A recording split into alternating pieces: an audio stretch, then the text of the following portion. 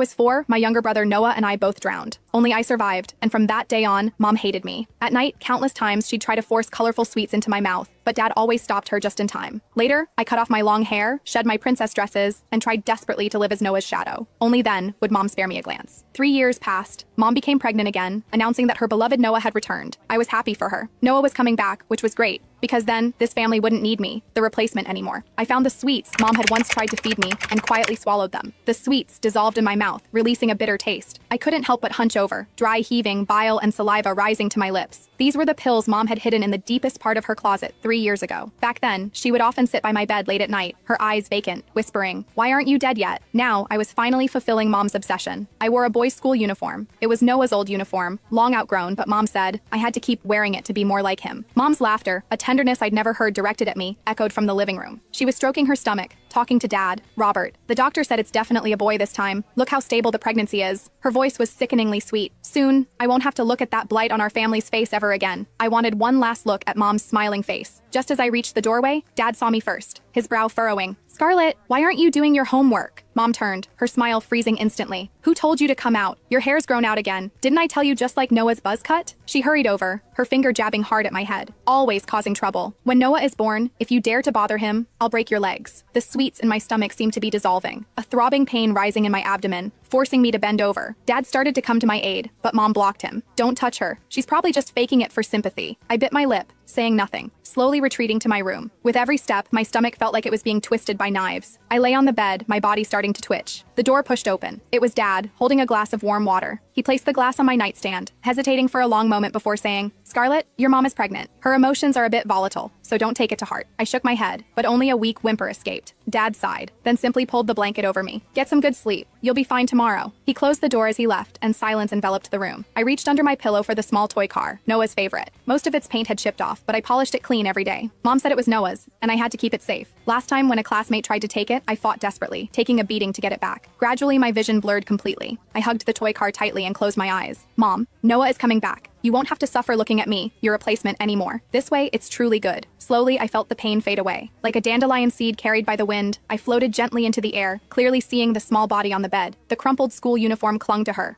face as white as paper, her lips an unnatural purplish blue. A smudge of undigested bile still clung to the corner of her mouth, and in her hand, she clutched that small toy car. Mom pushed the door open just as I was looking down at my own hands. They were transparent, allowing the sunlight to pass through them, revealing a photo of Noah. She didn't glance at me on the bed. Instead, she walked straight to the desk, picked up Noah's photo, and meticulously wiped it clean, murmuring, "Noah, Mom's going to buy you a new bassinet today. Do you like blue or yellow?" She turned to leave, accidentally kicking the bed frame. Only then did she impatiently